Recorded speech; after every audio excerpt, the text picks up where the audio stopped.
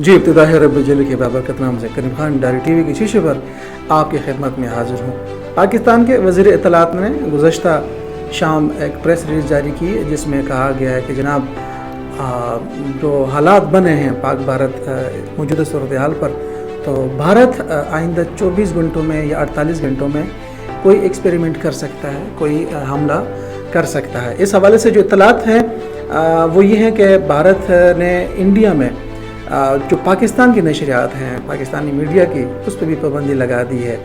आया इस हवाले से उनके क्या अज़ाइम हैं और आलमी ताकतें जो सख्त खामोशी इख्तियार किए हुए हैं उस तरह रिएक्ट नहीं हो रहा मौजूदा सूरत हाल पर, उस तनाज़ुर में भी बात करेंगे। सीनियर सहाफ़ी हैं जनाब मोहम्मद साबरीन साहब, द नेशन न्यूज़पेपर के रिपोर्टर हैं, बात करते हैं और इस पर मज़ीद रोशनी डालते हैं। जी हमारे साथ जुड़े रहिए। अस्सलाम वालेकुम। जी वालेकुम सलाम। सर कैसे हैं आप? खैरियत से? अल्लाह का शुक्र है। बिल्कुल नाज़रीन, सीनियर सहाफ़ी 30 साल से सहाफ़त से वाबस्ता हैं और इस वक्त द नेशन न्यूज़पेपर के साथ मुंसलिक हैं सर मोहम्मद साबरीन साहब। सर सबसे पहले ये बताइएगा, हम बात कर रहे हैं पाक भारत ताल्लुकात पर, सबसे पहले ये बताइएगा कि जंग के नुकसानात क्या होते हैं? करीम खान साहब आपको बहुत शुक्रिया। लेकिन ये हकीकत हमें एक्सेप्ट करनी चाहिए कि जंग जो है स्पेशली आजकल के दौर में किसी मुल्क के मफाद में नहीं है, इसमें कोई दूसरी राय नहीं है। जब भी जंग लगती है तो इसमें पहली बात यह है कि बस आजकल के दौर में जब मॉडर्न वेपन्स हैं वसी पैमाने पर जो है ना वो जिंदगियों का लॉस होता है, मतलब है कि लॉस ऑफ लाइफ होता है, वसी पैमाने पर लोग मरते हैं। ठीक है सर। लोग जख्मी होते हैं, लोग ट्रामा में चले जाते हैं। फिर इतनी वसी पैमाने पर दवाई होती है कि डिस्प्लेसमेंट होती है, लोगों को सम टाइम हिजरत करनी पड़ती है। बिल्कुल ऐसे ही। आपका जो इंफ्रास्ट्रक्चर है तबाह हो जाता है, माशी अदम इस्तेकाम आता है, वसाइल का नुकसान है, ज़िया होता है, और सोशल तौर पे ना एक बेचैनी फैलती है, नफ्सियाती अमराज बढ़ जाते हैं, कल्चर का नुकसान होता है, एनवायरमेंटल डैमेज होता है बड़ा वसी लेवल पे। और तो इसके अलावा भी बहुत सारे नुकसानात हैं। जी ठीक है। और मुल्क जो है वो कई साल पीछे चला जाता है। ठीक है, ऐसी ये बिल्कुल आपने सही बात की। सर ये बताइएगा, गुज़श्ता शाम हमारे वज़ीर इत्तलात हैं पाकिस्तान के तलर साहब, उन्होंने कहा है कि इंडिया जो है भारत वो 24 से 48 घंटों में हमला कर सकता है इत्तलात के मुताबिक। आप समझते हैं कि इस सूरत हाल में जब जिस तरह आपने कहा कि मॉडर्न दौर है और जदीद टेक्नोलॉजी दोनों मुल्कों के पास मौजूद है, ये जंग देरपा होगी? करीम खान साहब, जंग देरपा हो या वो मुख्तसर हो, लेकिन मैं समझता हूँ कि दोनों ममालिक को टेबल टॉक से अपने मसाइल हल करने चाहिए। ठीक है। और जितना पॉसिबल है उन्हें जंग से गुरेज करना चाहिए। ठीक है। आप समझते हैं इस वक्त जो पाक भारत ये कशीदगी बड़ी है, इसमें इंडियन मीडिया का बड़ा अहम किरदार रहा है जो उसने इस प्रोपेगेंडे को और झूठे प्रोपेगेंडे को परवान चढ़ाया? करीम साहब, आजकल का दौर है ये है कि अक्सर ममालिक जो हैं वो मीडिया को बतौर एक प्रोपेगेंडा मशीन इस्तेमाल कर रहे हैं। ठीक है। प्रोपेगेंडा दो तरह का होता है, प्रोपेगेंडा पॉजिटिव भी होता है और नेगेटिव भी होता है। ठीक है। लेकिन मोस्टली ये है कि आजकल जितने भी ममालिक हैं वो मीडिया को नेगेटिव प्रोपेगेंडा के लिए इस्तेमाल कर रहे हैं, और स्पेशली अगर हम इंडिया की बात करें तो ये मुकम्मल तौर पे झूठ को प्रमोट कर रहे हैं। ठीक है। और फिर अपने झूठ को वो साबित भी नहीं कर सकते, एविडेंस भी कोई नहीं होता उनके पास।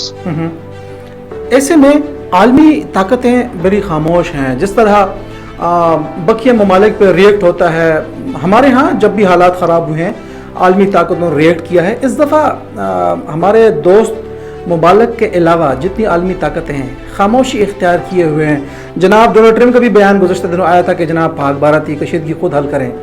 क्या कहते हैं आप? इसमें मैं तो मुख्तसर साहब को जवाब ये दूंगा कि आलमी ताकतों के अपने मफादात हैं। अच्छा। और आलमी ताकत जो हैं वो कभी भी जो है ना जो तरक्की पजीर ममालिक हैं उनके साथ मुखलिस नहीं है। ठीक है। न कभी थी और न अब हैं। उनके अपने मफादात हैं। जब वो दूसरे ममालिक पर जंग मुसल्लत होती है तो उनकी असले और उनके जंगी जहाजों की फैक्ट्रियां चलती हैं। अच्छा। तो उनका इंटरेस्ट ये होता है कि दुनिया पे जंग मुसल्लत रहे, उनके जो जदीद मिसाइल हैं, बम्स हैं, उनके जो जहाज हैं اور ان کے جو بھی ویپن سے ریلیٹڈ اور چیزیں ہیں جنگ کے متعلقہ، تاکہ ان کے جو کسٹمر ہیں وہ دنیا میں ان میں اضافہ ہو. تو ان کا تو سر ماٹو یہ ہے کہ عالمی طاقتوں کا آپ سے کوئی انٹرسٹ نہیں ہے، آپ کا نقصان ہو رہا ہے، آپ کے لوگ مر رہے ہیں. ہمیں کبھی بھی یہ نہ سوچیں گے کہ جو عالمی طاقتیں ہیں وہ ہمارے ساتھ ہوں گی. اور دنیا میں ایک اور بات ہے، دنیا میں کوئی ڈیموکریسی نہیں ہے. اگر ڈیموکریسی ہوتی تو دنیا یہ جو آپ کی سپر پاورز ہیں انہوں نے ایک ویٹو پاور اپنے پاس رکھی ہوئی ہے. تو ویٹو پاور کا کلیئر کٹ مطلب یہ ہے کہ دنیا میں جمہوریت نہیں ہے. 150 ملک کہہ رہے ہیں کہ ایک کام غلط ہو رہا ہے، اور اگر جو یہ ترقی یافتہ ملک ہیں ان کے پاس ویٹو پاور ہے، ان میں سے ایک بندہ بھی کہہ دے کہ جی یہ کام ٹھیک ہو رہا ہے تو وہ 150 بندوں کا کہنا کہ جی کام غلط ہے ان کو کوئی نہیں مانتا. ویٹو پاور والے کے پاس اتنی طاقت ہے. تو آپ دیکھ لیں گے یہ طاقتیں جو ہے نا ورلڈ لیول پہ بہت بڑی منافقت ہے. اچھا ہمیں یہ بات سمجھ جانی چاہیے. ٹھیک ہے. تو ہم نے گزشتہ 20-22 سال امریکہ کے مفادات کے لیے جنگیں لڑی ہیں سر. ہمارے ہاں دہشت گردی سے ہمارے 70 سے 80 ہزار جوان اور عوام شہید ہوئی ہے. آپ سمجھتے ہیں ایسے موقع پہ عالمی طاقتوں کو پاکستان کا ساتھ دینا چاہیے؟ کریم خان صاحب، میں نے پہلے بات کر دی کہ ٹھیک ہے یہ تو ہماری خواہش ہے کہ عالمی طاقتوں کو ہمارا ساتھ دینا چاہیے، لیکن آج کل کو جو دور ہے ہماری تو ہوتی ہیں ایموشنل قسم کی باتیں، ہماری جو عوام ہے جذباتی باتیں ہوتی ہیں. ٹھیک ہے، وسیل عالمی لیول پہ یہ ہو رہا ہے کہ ان کے اپنے مفادات ہیں. جہاں ان کے مفادات ہوں گے وہ آپ کے دوست بھی بن جائیں گے، آپ کی ہر طرح کی وہ ہیلپ بھی کریں گے. ٹھیک ہو گیا. ٹھیک ہے. جب ان کے مفادات ختم ہوتے ہیں تو وہ فوراً ہی آنکھیں پھیر لیتے ہیں. سر اہم سوال، اس موجودہ صورتحال میں جو ہمارا سیاسی میدان ہے وہ بھی گرم ہے، مطلب وہ تھم نہیں رہا کسی طریقے سے. لاکھ کوششوں کے باوجود بھی بڑے عجیب سے بیانات سامنے آ رہے ہیں. آپ سمجھتے ہیں ایسے وقت میں فیصلہ سازوں کو سیاسی حکمت عملی اپنانے کے لیے، موجودہ صورتحال سے نمٹنے کے لیے کوئی اہم فیصلہ لینا چاہیے؟ سر سیاسی لیول پہ اگر آپ بات کریں نا تو اس کا تو بڑا ایک شارٹ سا آنسر یہ ہے کہ ہمارے پولیٹیشنز کو، خواہ وہ اقتدار میں ہیں یا اپوزیشن میں ہیں یا کسی بھی اسٹیٹس پر ہیں پولیٹیشین ہیں، ان کو یہ بات بڑی واضح طور پر سمجھ جانی چاہیے کہ اگر پاکستان ہے تو ان کی سیاست بھی موجود ہے، یہ سب کچھ ہے. تو ان کو اس وقت صرف اور صرف پاکستان کی سلامتی کو مقدم رکھنا چاہیے اور اپنے تمام اختلافات، خواہ ان کے ذاتی ہیں سیاسی ہیں، ان کو پس پشت ڈال کے اور صرف پاکستان کی بات کرنی چاہیے. سر آخری سوال پوچھوں گا. مقبوضہ جموں کشمیر ایک واحد خطہ ہے جس کو قائد اعظم نے شیرک بھی کہا ہے، اور ہم سمجھتے ہیں کہ یہ پاکستان کا حصہ ہے جس کے اوپر تقریباً 75 سالوں سے 74 سالوں سے یہ سیاست ہو رہی ہے. مقبوضہ کشمیر کا حل کس حوالے سے ممکن ہے، کیسے ہوگا؟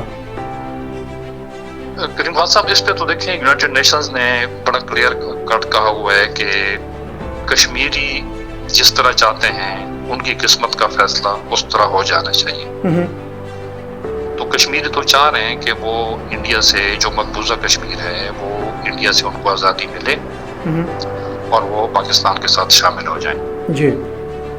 اس وقت آلموسٹ ان کی 7 لاکھ فوج انہوں نے صرف کشمیر میں ڈپلائی کی ہوئی ہے. سر آپ کی بات کاٹ رہا ہوں، اقوام متحدہ نے ابھی تک اس پہ عمل درآمد نہیں کروایا، کیوں؟ کریم خان صاحب، اقوام متحدہ جو ہے نا جی، اس کو لوگ کہتے ہیں کہ یہ سپر پاورز اور اسپیشلی یہ امریکہ کی جو ہے نا کٹ پتلی ہے. امریکہ اس کو جس طرف اس کا رخ موڑتا ہے نا تو یہ اسی طرف ہوتی ہے. ٹھیک ہو گیا. تو یونائٹڈ نیشن جو انیشلی بنی تھی یہ عالمی جنگوں کے بعد کہ یہ دنیا میں امن قائم رکھے گی، تو اس حوالے سے آپ دیکھ لیں کہ یہ دنیا میں امن قائم کرنے میں یہ مکمل طور پر ناکام ہے. فلسطین کی مثال ہمارے سامنے. بالکل. تو میں نے پہلے کہا تھا نا کہ یہ عالمی طاقتیں جو ہیں یہ سفید کو سیاہ اور سیاہ کو سفید بنا دیتے ہیں. بجائے اس کے کو ہمیں اقوام متحدہ کی طرف دیکھنا چاہیے. پاک بھارت کو یہ معاملات سنجیدہ اور مثبت میز کے اوپر حل کرنا چاہیے تھے جو اس وقت جنگ کے دہانے پہ آ چکے ہیں. کریم خان صاحب دیکھیں، اب جو لیٹسٹ تھیوری تو یہی کہتی ہے کہ کوئی بھی مسئلہ ہے آپ اس کو ٹیبل ٹاک کے ذریعے حل کریں. ٹھیک ہے. جنگ خواہ وہ کسی محلے کی ہے، کسی برادری کی ہے یا اور سیاسی لوگوں کی ہے जंगों का जितनी मर्जी लंबी जंगें लड़ी जाएं उनका आखिरी हाल टेबल टॉक ही होता टेबल है। टॉक होता है। और दूसरी बात यह है कि आप अपने पड़ोसी को बदल नहीं सकते। ऐसा ही है, ऐसा तो ही है। हमें बजाय इसके कि हम कहें कि जी आलमी ताकतें ये कर रही हैं, इन तमाम जो भी इस रीजन के कंट्रीज हैं जिनका आपस में नेबरहुड है, पड़ोसी हैं, इनको अपने मसाइल अपने तौर पे हल करने चाहिए। टेबल टॉक करें और ये किसी और की तरफ ना देखें, समझ जाएं कि हम आपस में पड़ोसी तो बदल नहीं सकते।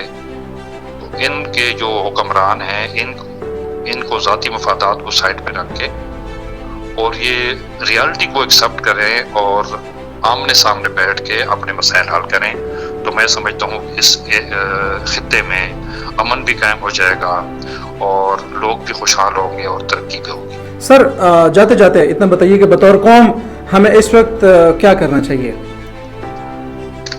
सर देखिए, बतौर कौम तो मैं वो पहले जिस तरह मैंने कहा कि पॉलिटिशियंस को इस वक्त पाकिस्तान की बात करनी चाहिए, तो मैं तो समझता हूँ कि हमारी कौम को भी इस वक्त सिर्फ और सिर्फ अपनी ज़ातियात से, अपनी फ़िरक़ों से, अपने और दिलचस्पियों से, जो उनकी पॉलिटिकल एफिलिएशंस हैं उनसे हट के सिर्फ और सिर्फ पाकिस्तान की बात करनी चाहिए। सर बहुत शुक्रिया, आपने वक्त दिया और इंशाल्लाह हम कोशिश करेंगे तजज़ियों के लिए आइंदा भी आपको सर स्टूडियो मुद्दू करें या फिर आपको टेलीफोन लाइन। सर बहुत शुक्रिया आपका। करीम खान साहब बहुत शुक्रिया।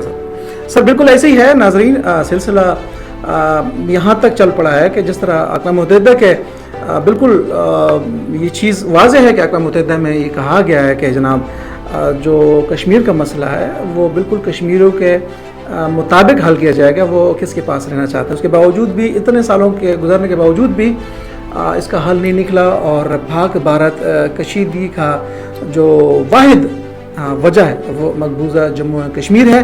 फिर इस दुआ के साथ कि ज़िंदगी ने वफाक़ और साथ दिया, बहुत जल्द एक नई विला के साथ आपकी खिदमत में हाजिर होंगे। इजाज़त चाहता हूँ, अल्लाह ने के बाद।